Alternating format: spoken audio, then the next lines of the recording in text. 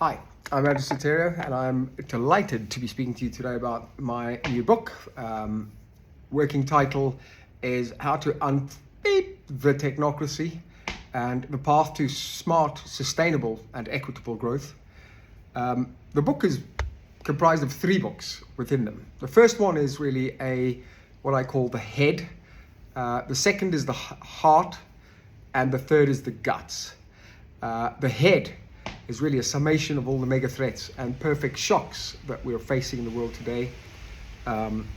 It talks about systemic threats, key drivers of those threats, and how we can start thinking about building strategic defenses. This is head.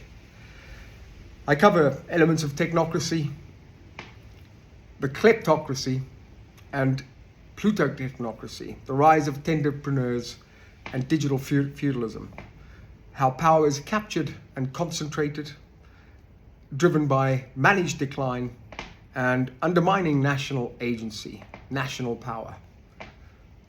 What I like to refer to as the 2 donkeys in a Red Bull air race is a shift from democratic rule to something altogether different, autocracies and dictatorships. And I go into the details behind that. In fact, Anne Applebaum of The Atlantic in the US beat me to that title with Autocracy Inc. I was considering Technocracy Inc.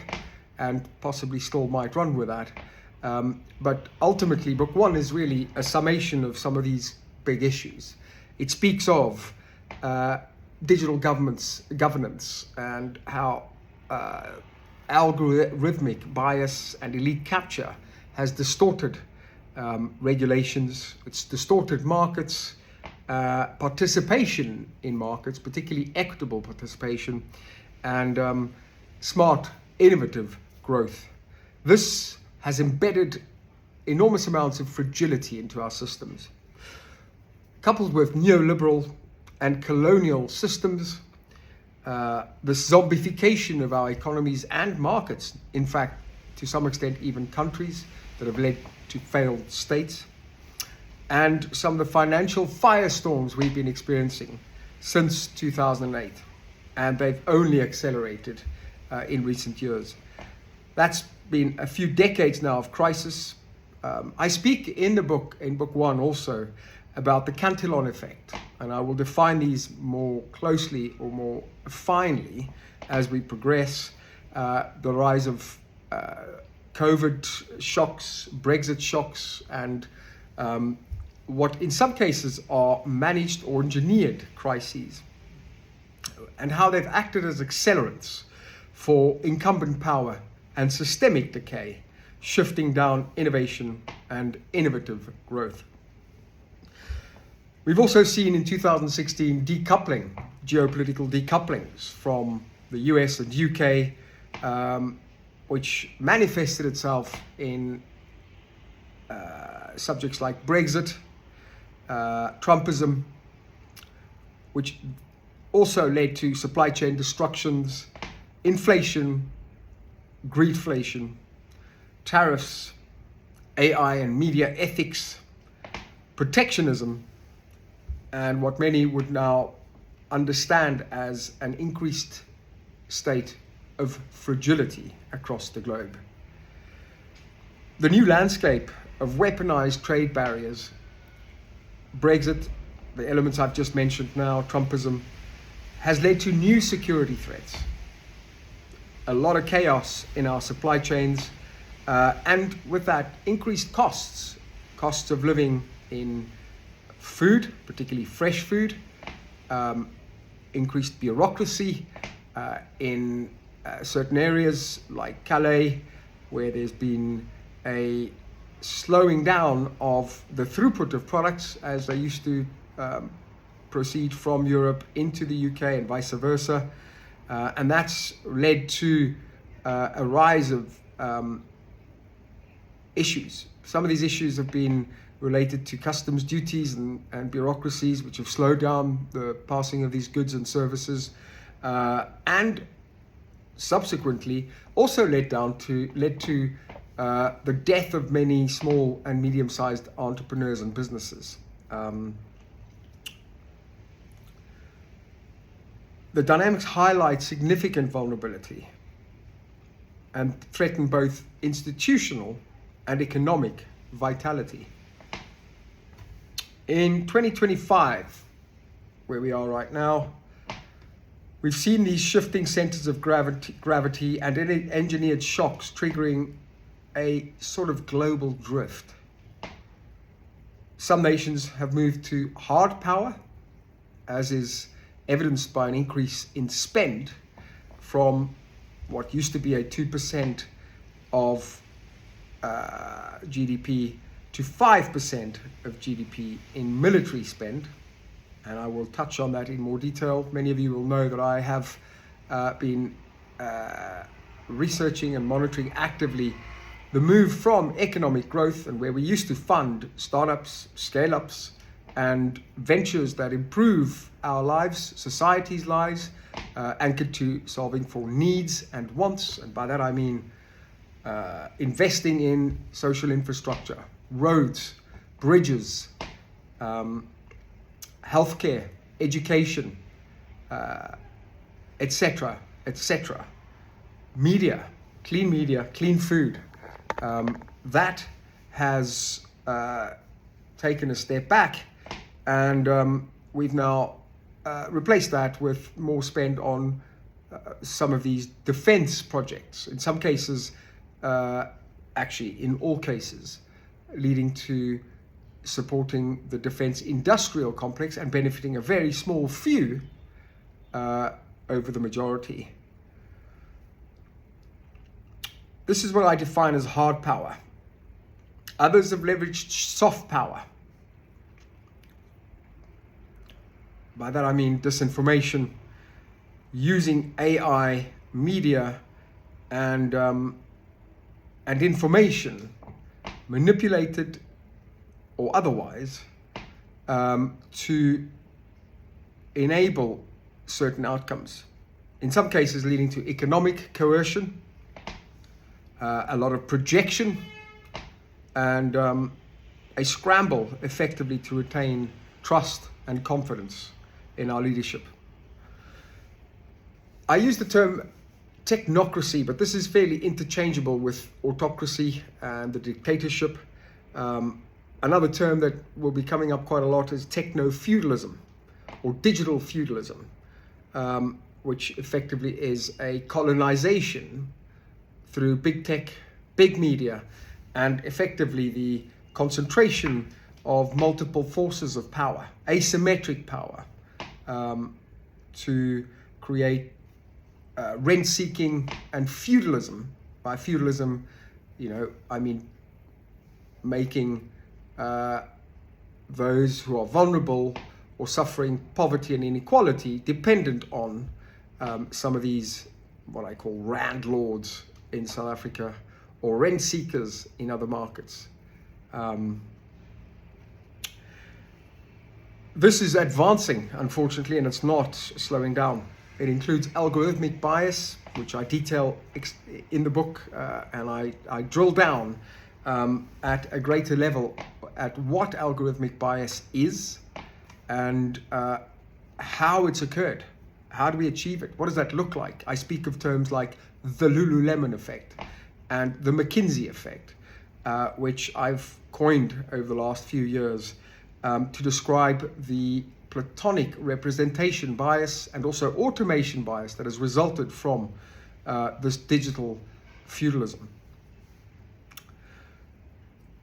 These combined shocks, Brexit, Trumpism, tariffs, energy wars that have resulted from these shifts in European energy, particularly the Nord Stream sabotage, and persistent supply chain disruptions, coupled with the erosion of labor. You would have noticed that Brexit and President Trump's term has coincided with labor shifts, significant labor shifts, but also migration, what I define as the Great Trek in the book. which has impacted economic resilience in markets that were otherwise previously fairly adaptable and innovative, and in some cases were defined as power nations. Sovereignty has been diluted, and strategic autonomy has evaporated as a result. Manipulated information, rent extraction, and institutional amnesia, following from some of the social engineering that we've seen, and by that I mean the removal of people from the workplace, particularly certain demographic groups, certain audiences, certain ages. In the EU, for instance, over the age of 50, people are being removed from the workplace. In many cases, some of these issues are also tandem to other demographic overlays. It might not just be someone over 50, but there might also be a nationalist element involved in removing people from the workplace. We are no longer working in meritocracies. We are no longer working in capitalism. We are no longer playing in a free market economy and a free market system. And as such, this has led to significant fallout and fragility. Entrepreneurs, for instance, those who were adept and able to go out and create value, build businesses, and maintain that engine of economic growth, particularly broad-based economic growth, where participation is more equitable, participation in the form of economic gains from activity, but also decisions being made in terms of infrastructure renewal, strategic, the next 20 years, our visions, what needs to be done so that we're serving the majority, the 99%, and not the 1%, where we are solving for needs and wants and not for vanity projects, where we're creating value, not extracting value, and where agency is distributed, not diminished. This leads to fragility. I speak of social engineering, a term that Malcolm Gladwell goes into in his book, Revenge of the Tipping Point, and one that I've noticed, seen, and lived through in my time working and living in 4 continents and 8 countries. And by living, I mean not commuting as a management consultant, not commuting as a startup founder, which I did between New York, London, and Africa and the rest of the world, APAC, working for a startup in New York and several startups as also a management consultant, spending a lot of time in Europe and the UK, living out of suitcases. No, I don't mean that. By that, my experience has been anchored to actually living in 8 countries. And within those 8 countries, multiple locations. In the UK, for instance, I lived in London and the North, and that gave me a nuanced understanding of the pressures in the great divide between North and South. How these tipping points have now led to systemic crises. Social engineering is a term that comes up a lot in my book. It speaks to affirmative action policies, one that Malcolm Gladwell touched upon in his new book and that I will explore in detail. And I've shared previously and also been involved at the receiving end of some of these policies. As a South African-born citizen, my decision to move into various countries and places in the world has been to better my position, having been at the receiving end of some of these social engineering policies. In South Africa, for instance, the BEE, what's known as Black Economic Empowerment, has impacted the whites, citizens who live there. This particular process has carried on for much longer than the actual policies that led to this being developed as a mitigating policy. So over 25, 30 years, we can see the results of black economic empowerment, or at least affirmative action, and how that's led to both subjective and objective declines in the country's economic positions and also social fabric. There's less integration between the diverse populations in the country. There's a lot of distrust in the leadership. We've lost meritocracy, and as such, we've lost competitiveness in our systems, in government, where we're measuring people and keeping them accountable to what they're delivering. There's been more corruption. There's endemic kleptocracy. And we've now reached a tipping point where in some of these countries, the 99%, 1% Pareto effect has exceeded that of the original Pareto principle, which Vilfredo Pareto coined based on inequality in Italy, which was a number of 80-20. And by that I mean 80% of all value was owned, or wealth was owned by 20% of the people at the time when Pareto coined this term. We are now living in a reality where 99% of wealth and value is owned by 1% of the elite. And elite is a term that I'm hoping to debunk and move away from. They are more of a parasite than the elite right now. And I will go on to argue why. Social engineering takes on a very different face when the engineers go about their business in secret. There is far too much of this. It's a hidden kind of manipulation going on. If we are to protect the integrity of institutions, we need to be made aware of the games being played below the surface, in the words of Malcolm Gladwell, Revenge of the Tipping Point.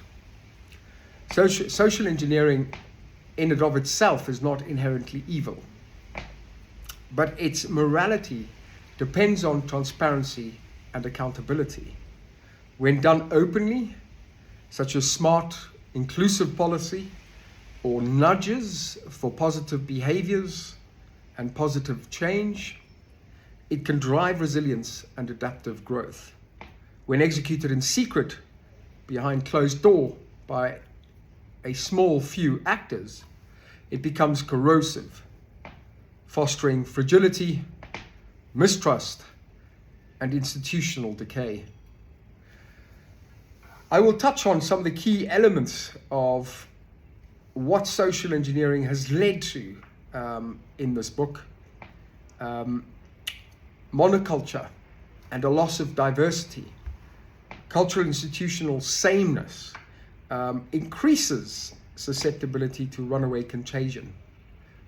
If one just looks at the simple "don't put all your eggs in one basket" term or phrase, you will know that it creates risk by doing so, by creating monocultures and moving away from diversity.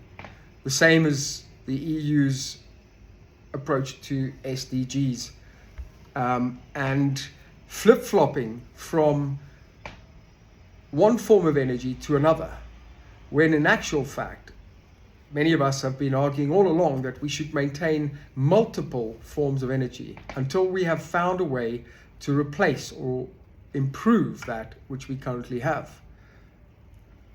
It's based on a very pertinent quote by Wendell Berry.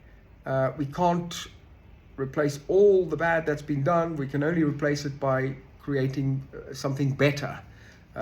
Forgive me, but the quote is somewhere in the book. I'm not reading off it, but that's the gist of it. I will also speak of how this monoculture has led to social epidemics. How Roosevelt Kantor's magic third, the rule of minorities, impacts how we drive true change, meaningful change.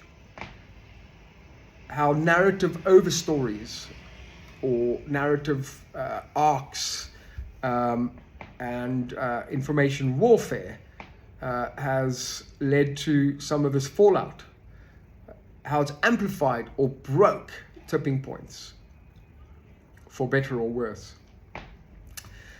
One of the great issues of our time is the disproportionate or asymmetric power of elites. And again, by elites, I mean a small few. This is the 0.5% of the world's population,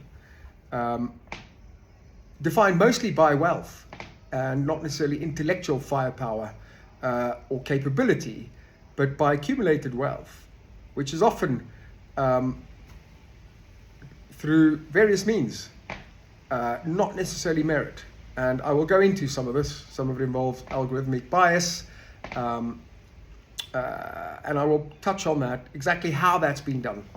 And it's been aided and abetted by large or big business, big tech, big media, big consultancy,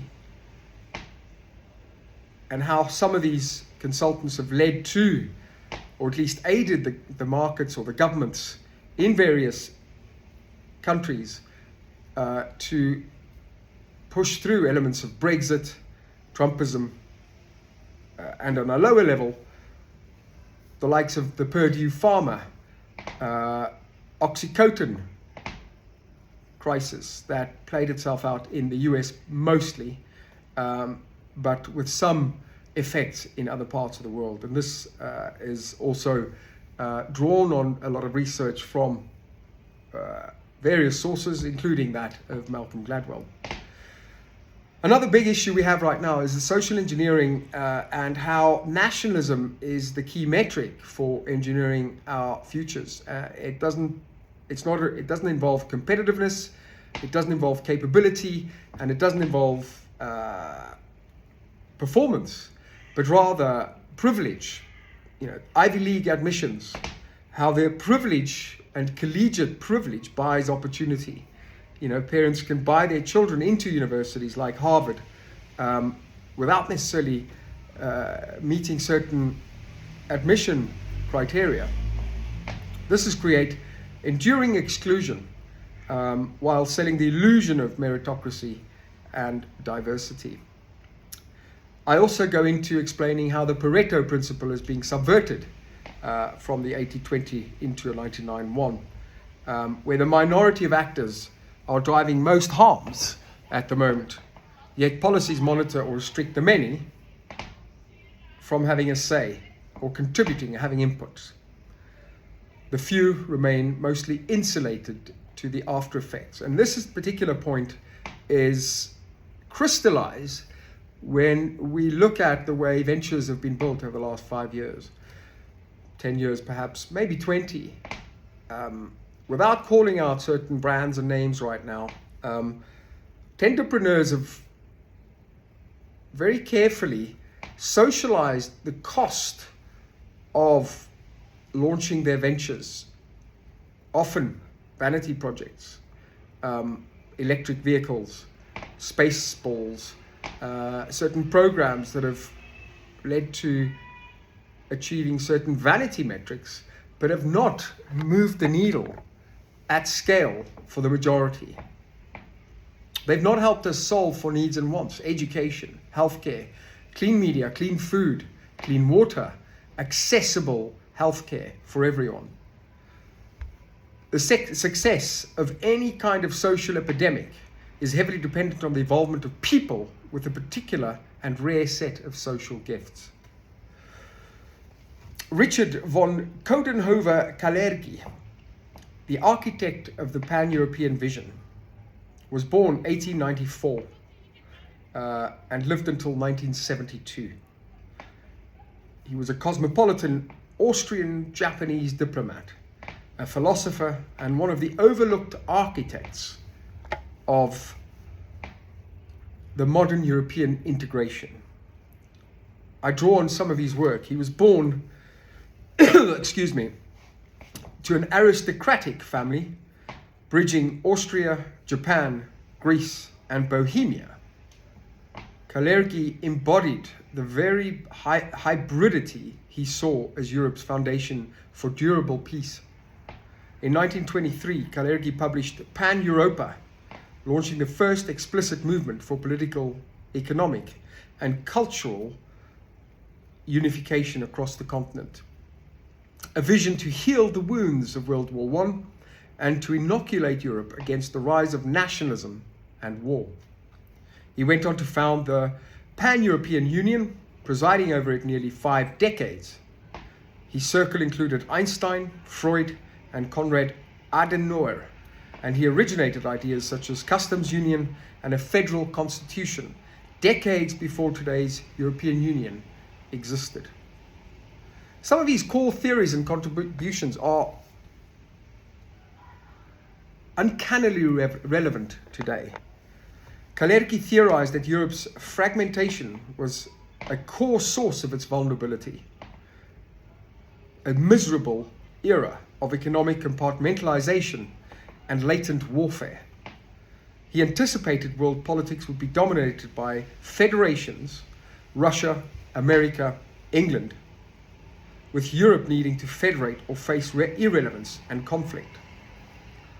His vision was radical: a supranational state, collective security, a single market, even a common currency and constitution. This was not more utopianism. For Kalergi, unification meant not only defense and prosperity, but shared agency and peace, and what I have come to define in this book, in book 1 and 2, as national agency or sovereignty, strategic autonomy. These are interchangeable, but ultimately what we are seeking to achieve. He predicted, based on the prevailing sciences of his era, that mixing of races and cultures was inevitable, framing this as an optimistic projection rather than a prescription. Importantly, Kalergi championed spiritual and intellectual leadership and believed European progress must foreground liberty, dialogue, and inclusion above all else. Some of the impact that he had in his life: he was devoted very much to bridging divides, the opposite of what we're seeing now in what I've come to term and will speak of frequently in the book as the divide and conquer policies.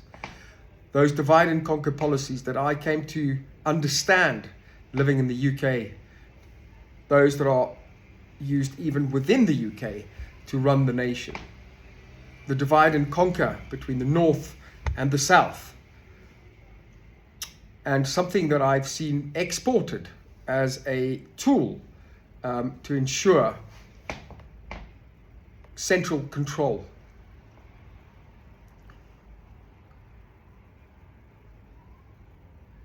Decades after his death, the Kalergi plan myth emerged, a far-right fantasy twisting his writings into an alleged scheme for forced demographic engineering and white replacement. In reality, Kalergi never advocated such a plot. His observations on race were predictions about historical trends, not blueprints for policy. The conspiracy itself became an instrument of social engineering, a weaponized narrative to stoke fear, division, and tribal resentment. Sorry, I'm getting messages in which I need to move up. I'm going to be drawing on some of this in the book, the divide and conquer policies. I have some personal stories and anecdotes here, which I will share later in the book, of being married into a card-carrying family of extreme right thinkers in the UK. A wonderful family, and I love them to this day. The marriage didn't last for other reasons, which I'll go into in book 2 and 3, without, of course, sharing too much personal information, but it is relevant. But the rise of the BNP, the British National Party, under leaders such as Nick Clegg in the early 2000s, is the starting point to some of the extreme right movements that we're seeing in Europe travel through Europe right now.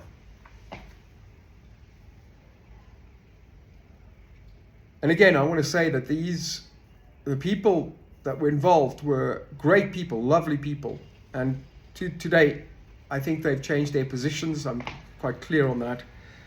They no longer have such hard right, ultra-right views. In some cases, maybe partly due to the debates that we had. Originally, having come from South Africa, I'd landed from South Africa early sort of 2000, late 1998, somewhere there, where we met and we started talking about some of these things. Initially, it was a clash. It was quite a big clash. You know, I'd come from a newly sort of configured South Africa under Mandela, or President Mandela, Madiba, where we were living in such hope of integration, diversity, and the new South Africa coming away from so much tension, turmoil, and violence. Yet for me, what was really bizarre was that South Africa was being labeled as a country of apartheid, where that no longer existed in the nation that I had left. But I was surrounded by it in the UK, where I was now living, in places like London and Leeds in Yorkshire. In many cases, that was born out of economic frustration. Previously, disenfranchised workers, particularly in the Northwest, workers who were disenfranchised by the Tory policies of the 80s under Margaret Thatcher, and even before that, that had led to a collapse in economic power in these regions, particularly the Northwest, Manchester, Leeds, had led to hardened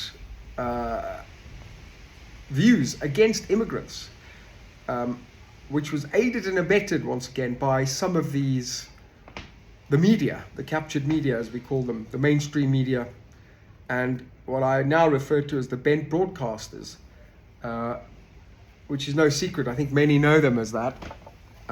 We saw how they would weaponize the media through COVID, through Brexit, and many of the mega threats that I speak of in this book. But these economic frustrations, the loss of jobs in mining industries, the loss of steel industries, had led to frustrations. And the media, the likes of the Sun and the red top tabloids, vilified immigrants, vilified foreigners for these economic crises, when in actual fact that wasn't true.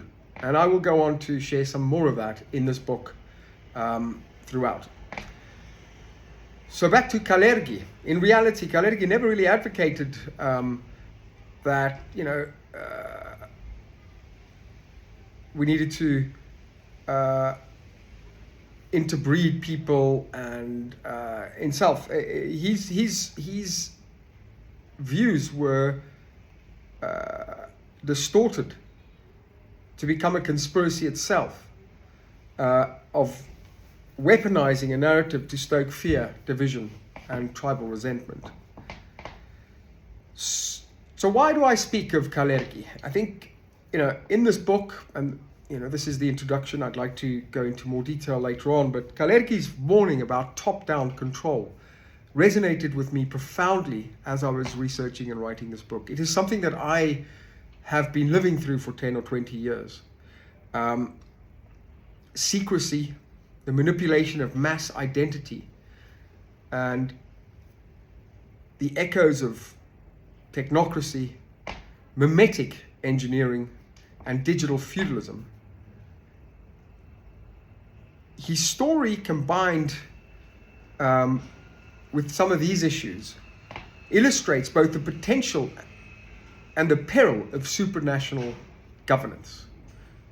What I mean by top-down or centralized control. Integration and peace are sustainable only when they are openly shared, debated, and owned by the citizens in a democratic society where there is trust and accountability, not imposed by elite fiat. Attempts to engineer society, whether by laws, platforms, or memes, inevitably create new forms of fragility, division, and backlash. For leaders, thinkers, and anyone shaping tomorrow's collective agency, Kalergi's legacy is a caution and a wake-up call. True social innovation demands systemic trust and inclusion, resistant to weaponization by reactionaries, populists, or technocrats. Readers of this book should be empowered not only to spot progress and how we fix that, but also to watch out for the dangers of propaganda, maintain what I call the psychological defenses, to avoid narrative engineering, or at least to identify and be aware of that. I will share with you the example of the Pacific Northwest tree octopus, one that I worked with building digital defense ventures at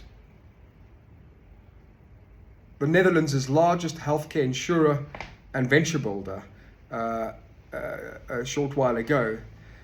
And how this Pacific Northwest tree octopus example is a very good way of understanding how we are coerced into or manipulated into believing certain things, where in the speed and way in which we now assimilate information or read information, we don't interrogate some of these facts and stories or narratives that we're being fed. Of course, there is no such thing as a tree octopus, but you'd be surprised by how many people buy into this when I start talking about it. Have you heard of the tree octopus? They'll go, I don't know. Yeah, interesting. When in fact there is no such thing. But it's a very useful tool, and it's taught at schools and universities across the world, the US, the Netherlands, and increasingly Scandinavia, where Denmark and Sweden have developed a psychological defense policy at government level. Denmark has led the world thinking in banning schools, mobile phones and tablets from primary and high schools. And they've created strong psychological defense policies to ensure that people's brains aren't fried effectively. So in becoming what I like to call unfuckwithable, I hope that can be bleeped. This should be really a family friendly version. Unwithable amid engineered discord, Kalergi's ideal, which is unity built on transparency and collective purpose, is more relevant than ever, and one that I draw on often. So let's take a step back and reflect on this. Social engineering's impact is not in fact engineering, but it's not a crisis of engineering, but a crisis of secrecy, unaccountable and unexamined. And when left to a few people in the shadows, it becomes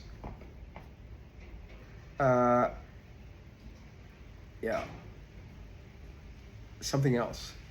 Gladwell's Revenge of the Tipping Point is a warning and a guide, and I draw on this as well in some of my books before leading into book 2. So that was book 1, where I lean on many other authors. I think Gladwell is an interesting one. I will touch on the works of Hariri and also Taleb in Anti-Fragile, Skin in the Game, and Megathreats.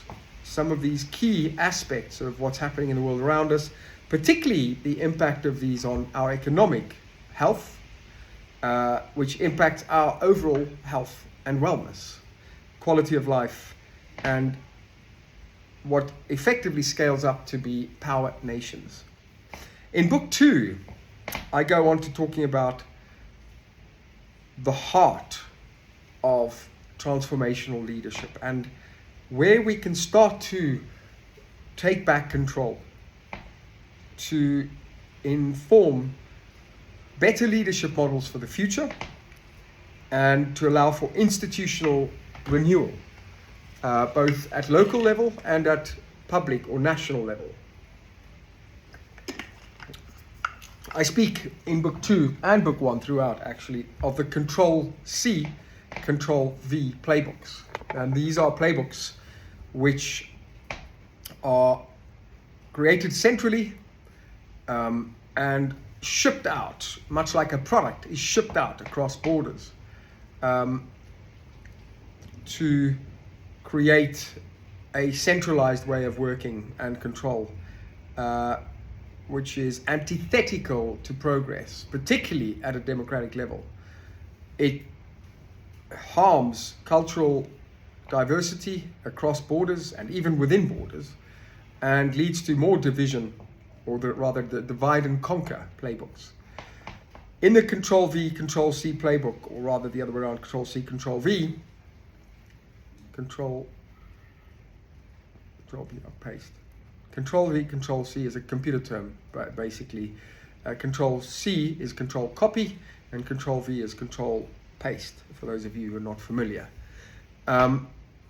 I draw on some of the writings of Anne Applebaum, who has quite neatly captured the autocracy element, but has, in my opinion, fallen short of going 1, 2, 3 steps further to speak of some of the technocracy, the Control C, Control V, and how this plays out across borders and where this is coming from right now. And quite neatly refers to in Autocracy Inc. as the Maduro model, which I will touch on. But in my book, in my writing over the last 5 years, I've leaned heavily on the book Chums by Simon Cooper. Simon Cooper is a FT writer, Financial Times writer, and one of my favorite authors, who wrote the book Chums, how a tiny group of elites, I can't remember the title right now, but how a tiny group control the world effectively. And let me just try and rephrase that. So Chums, in my opinion, is effectively a book on the Eton mess, as I've defined it. How much of Brexit and some of the fallout we see today stemmed from a small group of people in some of these elite institutions who, armed with very poor education in philosophy, politics, and economics. You could read more about that in Chums. I'm drawing on Simon Cooper's work here. Armed with their very poor or scant knowledge in economics, develop policies that would lead to Brexit, and arguably COVID's fiasco in terms of handling COVID, the numbers, the daily death rates, and the sheer panic. How COVID, the response to COVID was part of the managed decline, part of the engineered chaos. Instead of using a data-led and rational, fact-based approach to lock down areas that were under greatest threats. So, for instance, those who were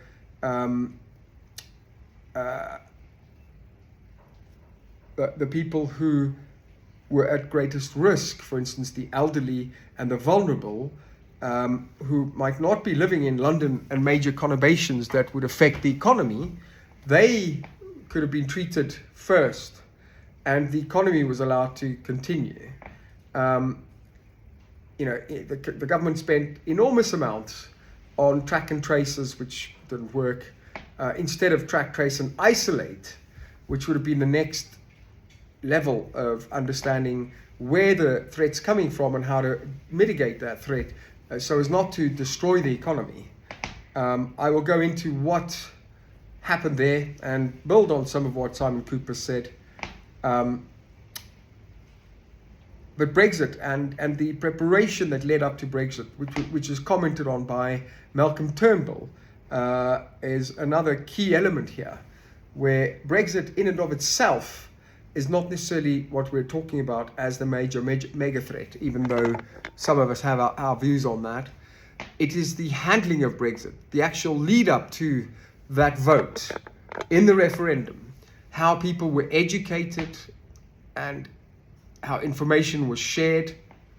In my opinion, how misinformation was allowed to travel, and how populists hijacked the process to distort the reality and the facts, which have led to some of this systemic fallout and crises that we're seeing in the UK today.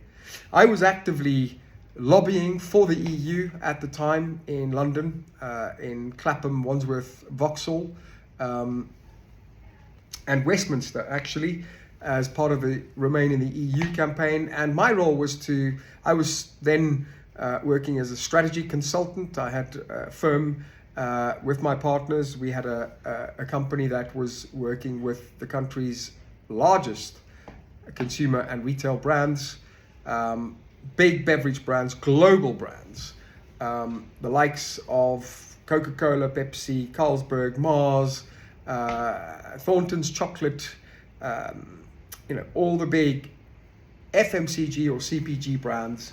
And I was very aware of the nuances. I mean, having lived in the UK for 23 years roughly, I was aware of how the system worked, how economic growth stacked up to national power, how the impact of buying one can of a certain soft drink or a chocolate would translate into a national story or arc, what that did for GDP, what that did for health, what that did for addictions.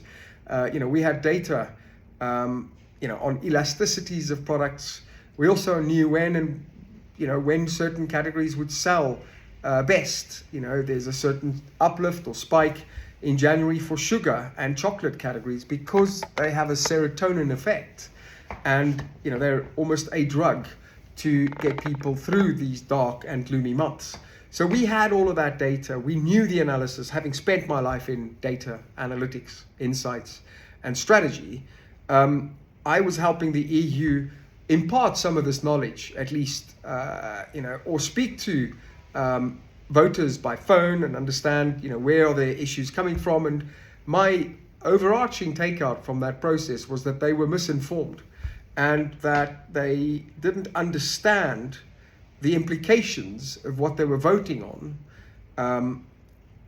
And I've subsequently come to the view that that was a deliberate, engineered approach. I will quote later on in the book some of the work of Malcolm Turnbull, who criticizes the approach that David Cameron took, that is not part of a democratic process, and that a democratic process would have involved a royal charter to educate the populace or the constituents on the pros and cons up front, and to spend years educating or at least modeling the impact of this vote in order to arrive at the best possible outcome when they voted. This, in my opinion, was the approach that a first world or developed nation would take. But that was not the case. Autocracy Inc. is a very important book and a marker, but it in my opinion, falls short of speaking to some of the real root or the origins of the issues. In Autocracy Inc., Anne opened up or illuminated certain issues and pointed to, sort of third world dictatorships, in Africa, the usual suspects.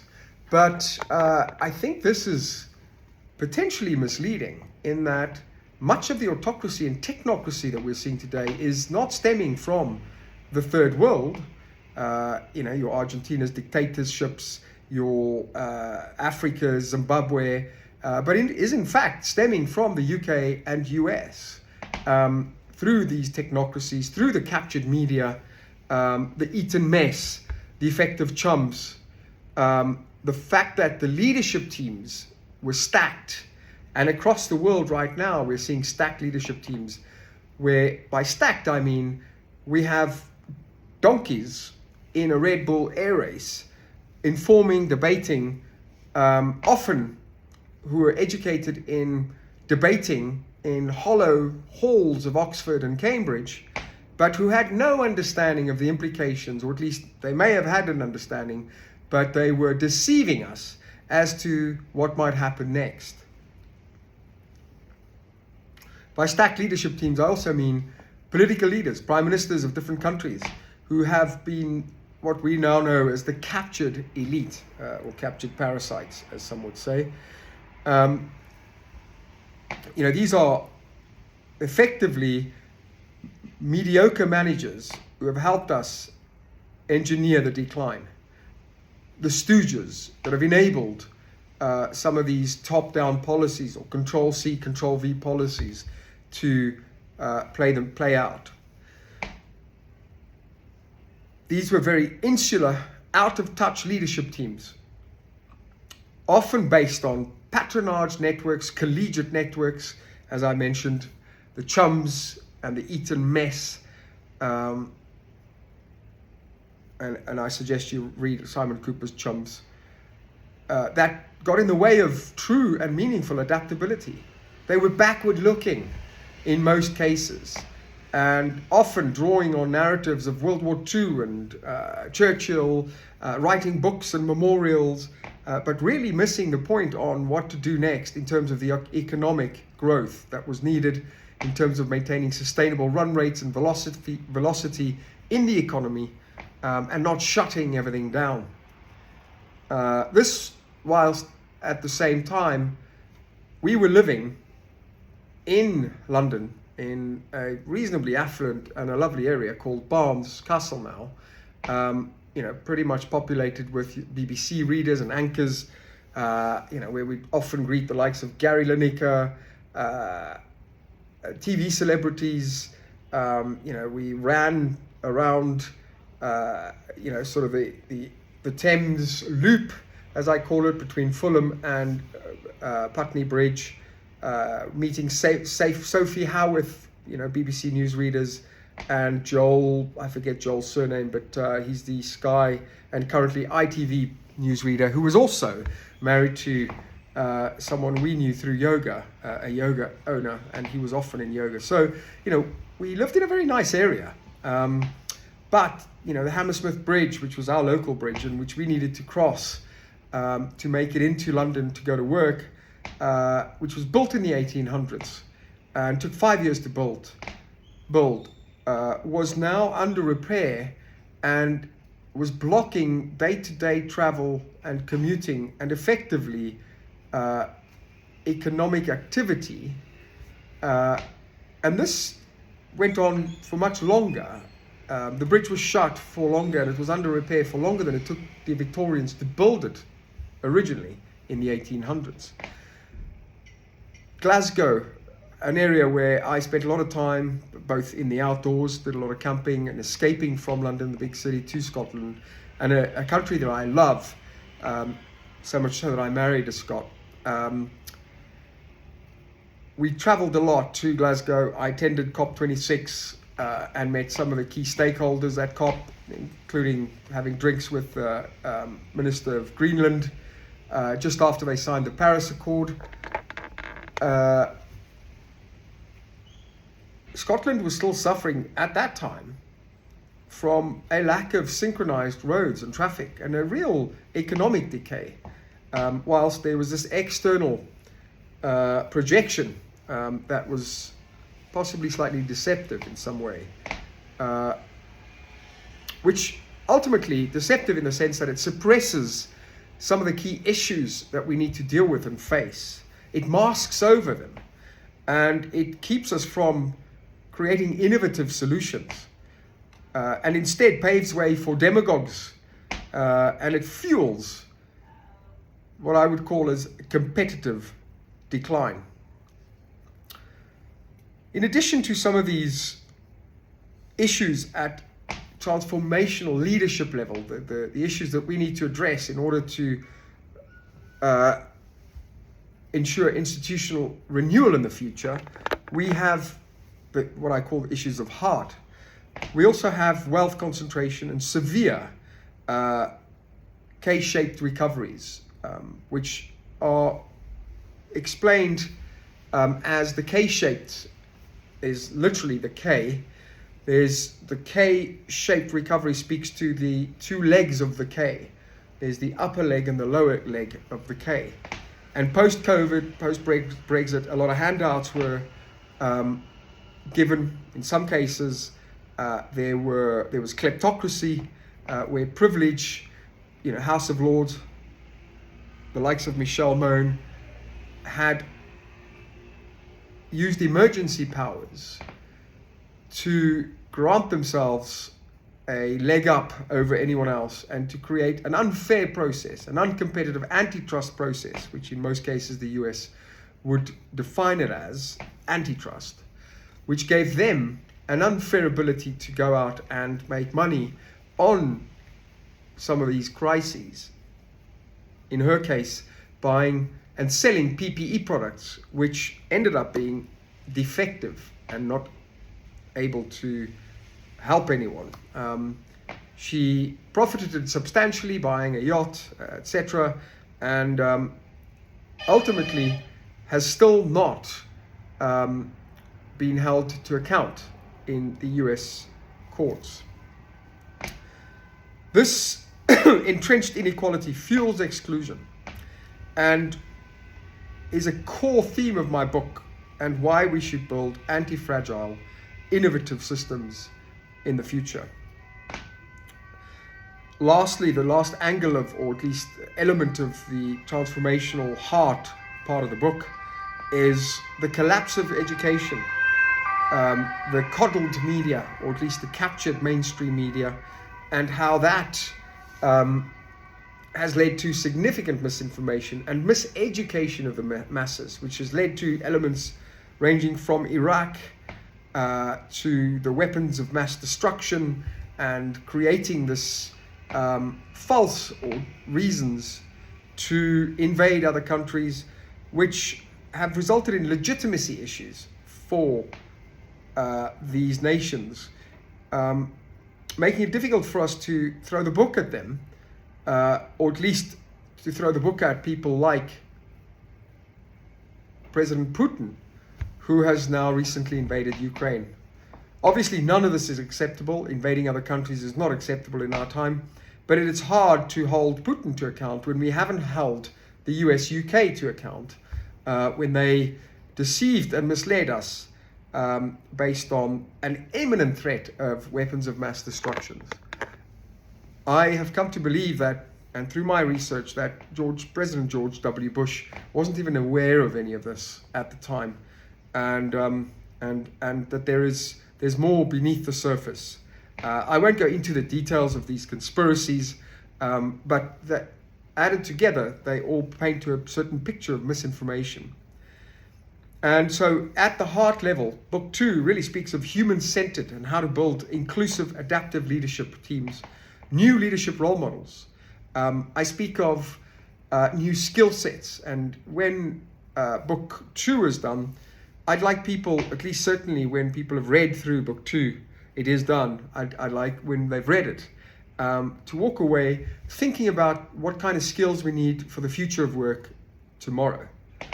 We've overemphasized, in my opinion, in my view, over the last 20 years, the focus on STEM and technical skills. Whilst I'm not saying we need to deprioritize these, the likes of your ability to do PowerPoint, MS-DOS, Excel, and even to utilize or pilot generative AI. These are non-durable skills. They are not. They become obsolete in a very short space of time. Where empathy, diversity, adaptive leadership, emotional quotients, adaptability quotients, intelligence at an emotional level, being able to relate to others, to judge, and cognition. These are critical, and they are durable skills, and particularly relevant for innovation and entrepreneurship and for building tomorrow. Transformational, purpose-driven leadership as opposed to transactional leadership, which we've been through pretty much over the last 20 years, inspires change. It inspires innovation, and it inspires big picture thinking, trust building, innovative cultures, team empowerment, and distributed network leadership, collaborative, co-creative. These replace rigid hierarchies.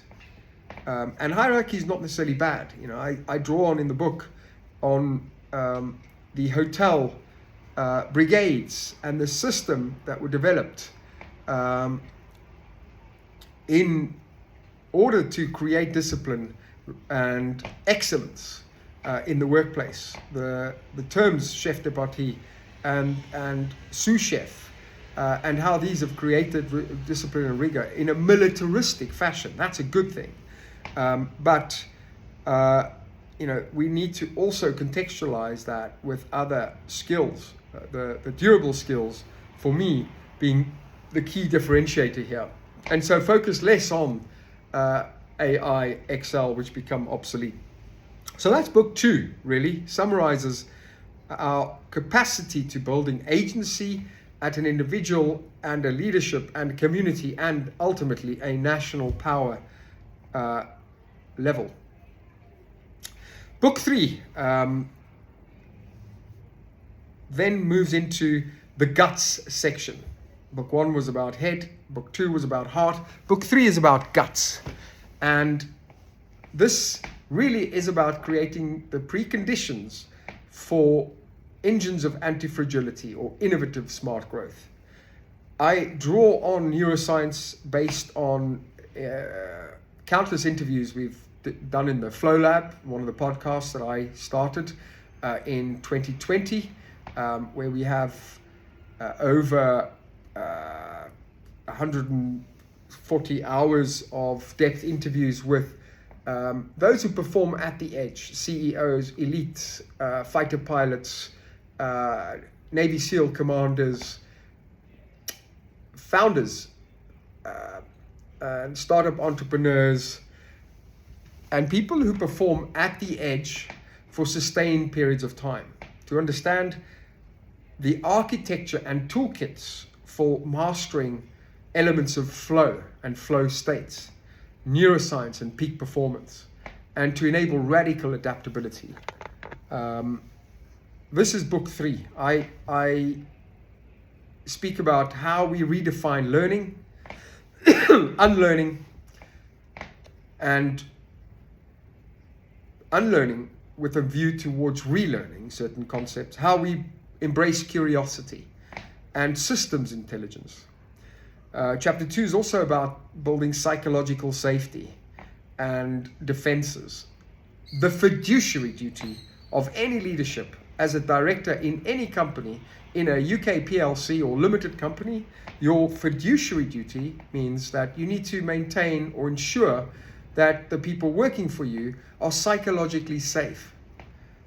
By this definition, many company leaders have fallen foul of maintaining this fiduciary duty of leadership,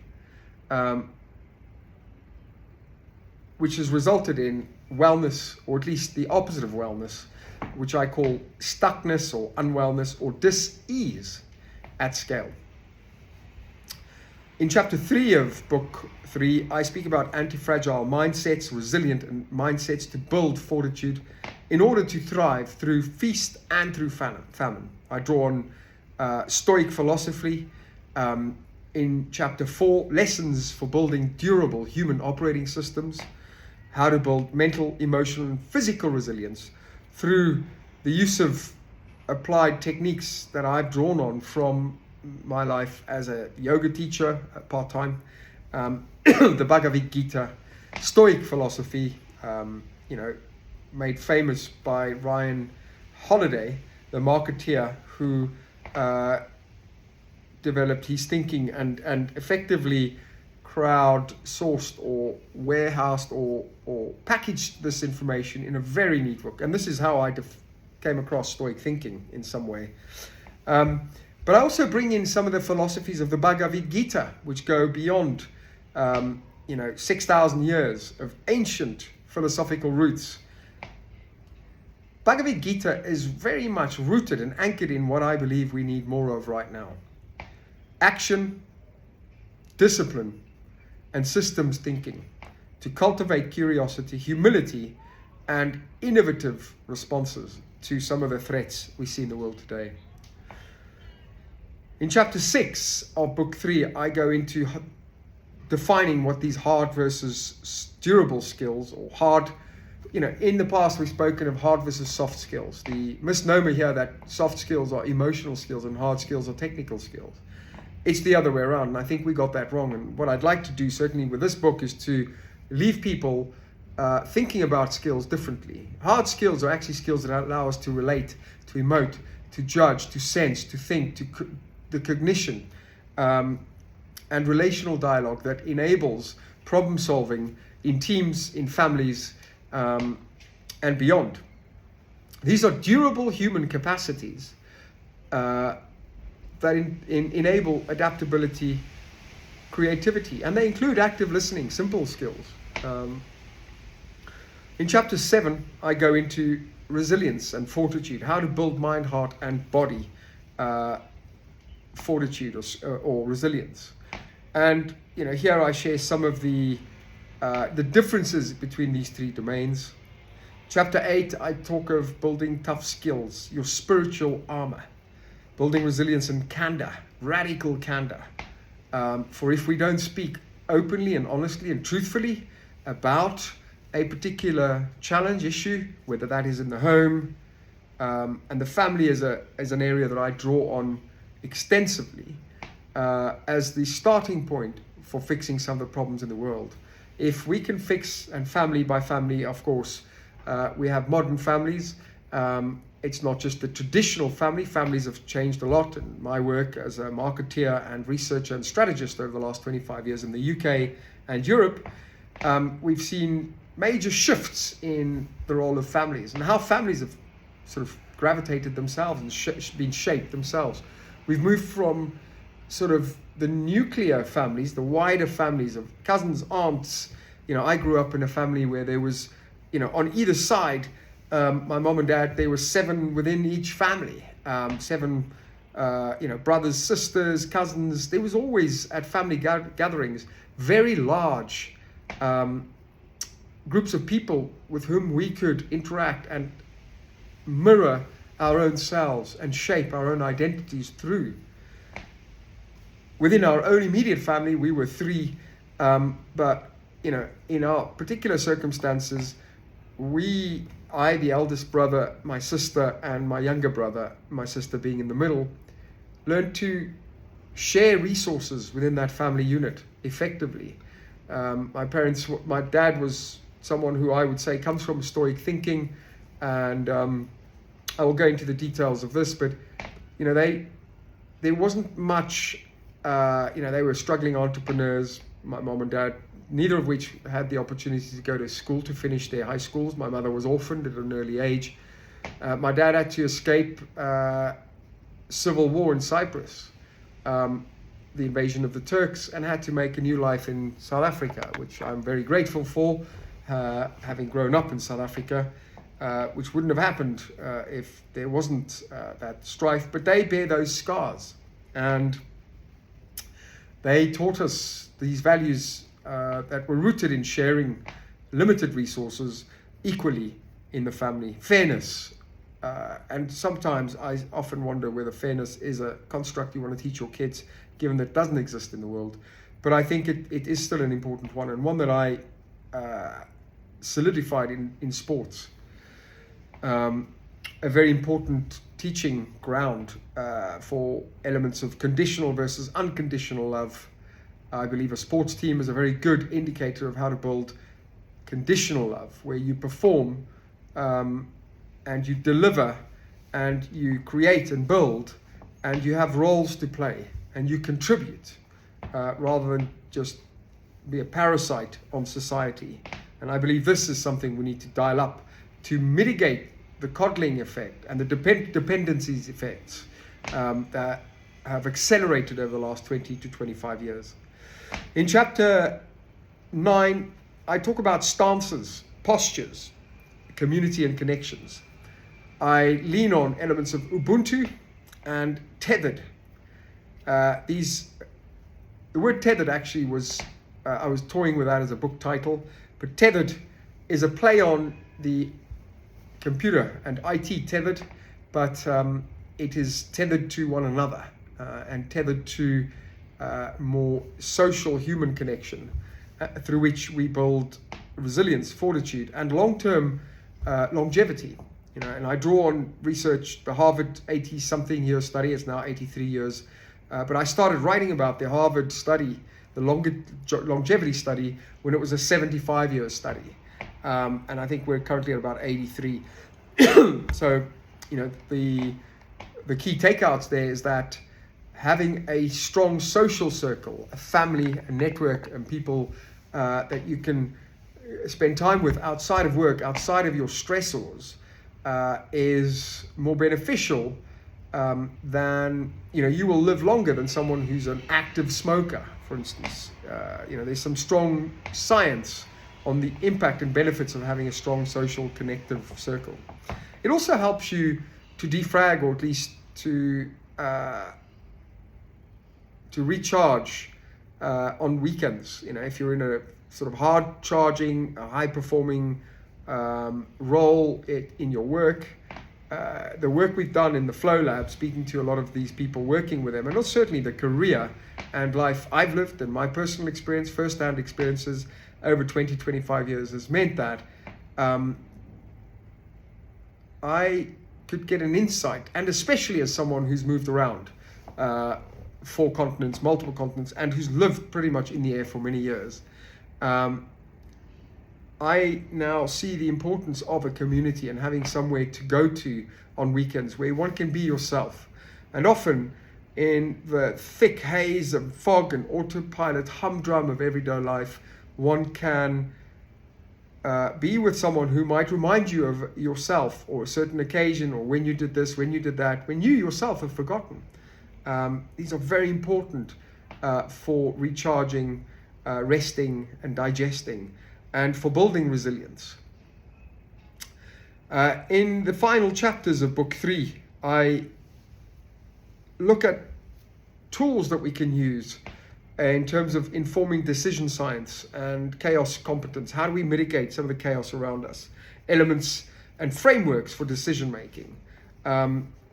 I have been working actively since 2016-17 in the Flow Labs on the Power Nations Index, which is an evolution of Ray Dalio's Great Powers Index, where we were utilizing or using this with clients to understand the role of happiness and wellness, vitality, in addition to usual conventional metrics of national power, such as military strength, economic strength, etc.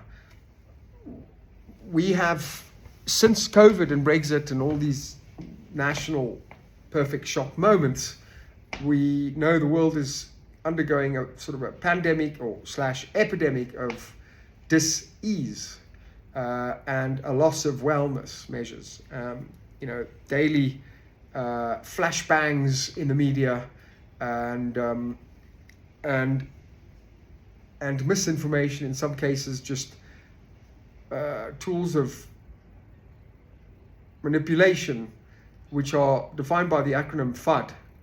They drive fear, uncertainty, and doubt, have led to a state of dis-ease.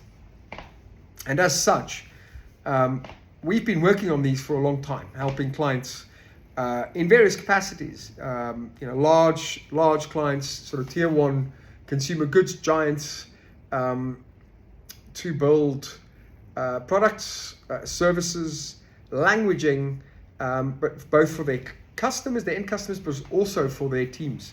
I spent some time after my consulting in various roles, building ventures in health and wellness, and also consulting to the likes of PwC, where we leverage some of this thinking into big clients like Unilever in Brussels and the UK, across Europe.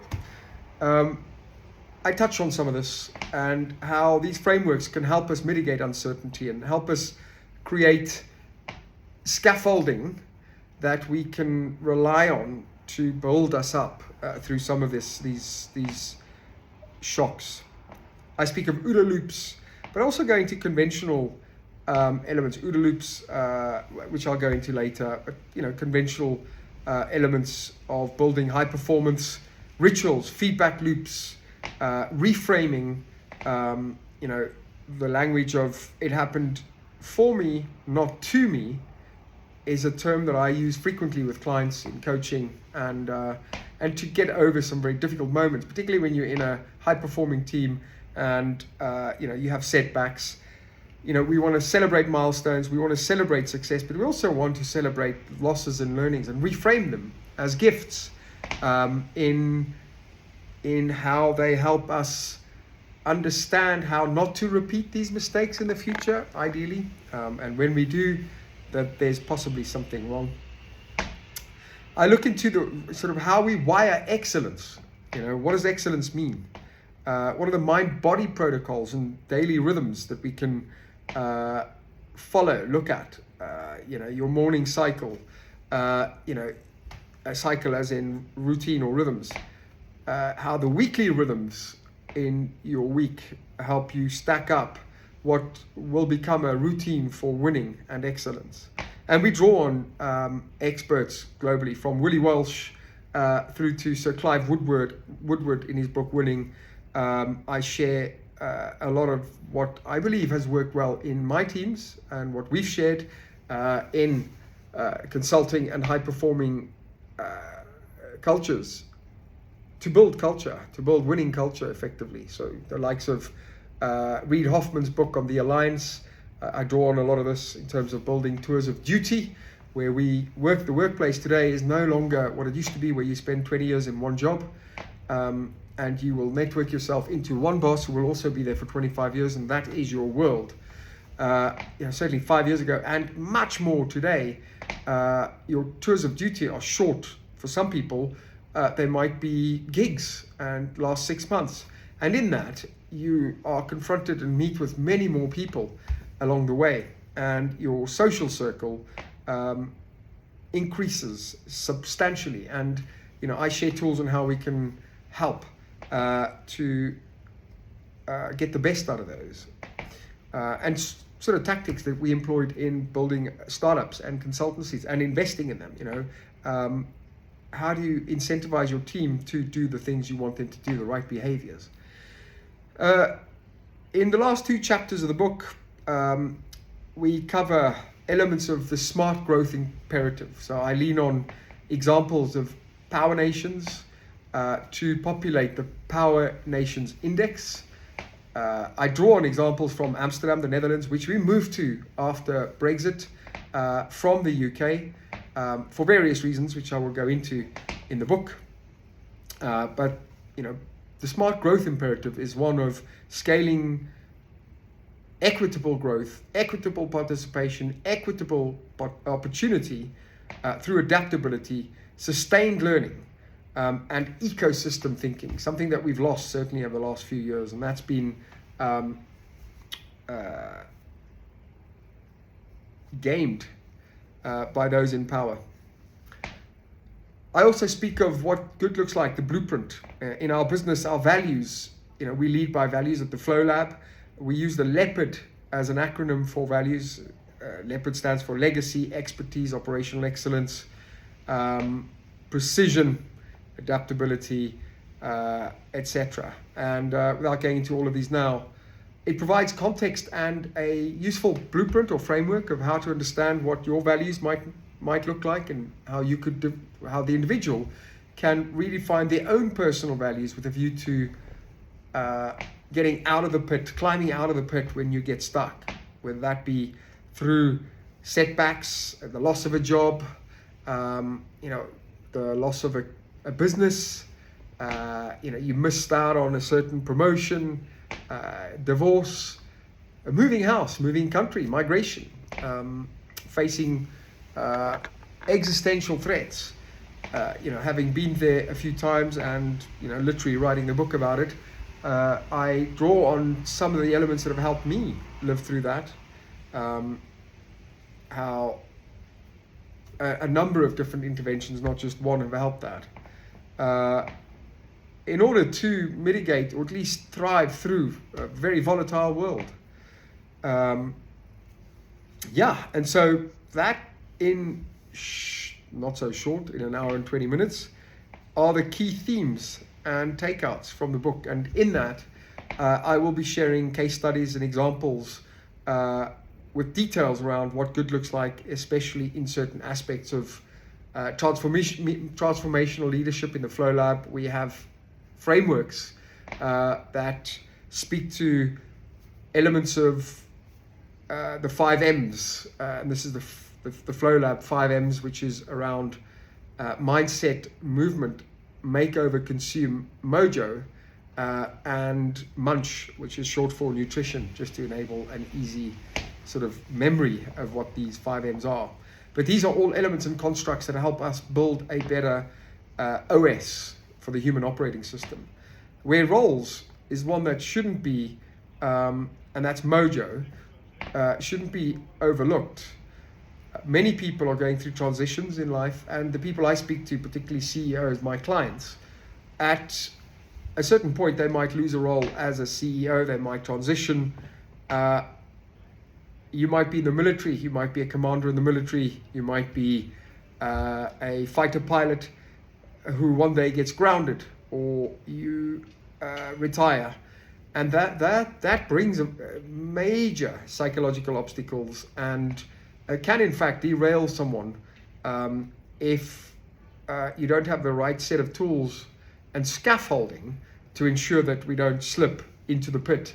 And so, speaking from personal experience, having been through a couple of existential losses and crises, one a big divorce, which in and of itself was not the problem, but at that point I left the UK in Leeds, where I mentioned at the outset of this video, went back to South Africa, where I'd left after leaving because of hijacking and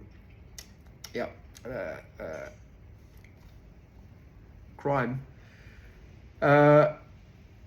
I had now lived for 10 years in the UK, and was now going back to live in my family home in South Africa, where I was now confronted by BEE, social engineering issues, and a lack of social mobility, when I was actually bringing skills to the table that weren't even in existence in the country.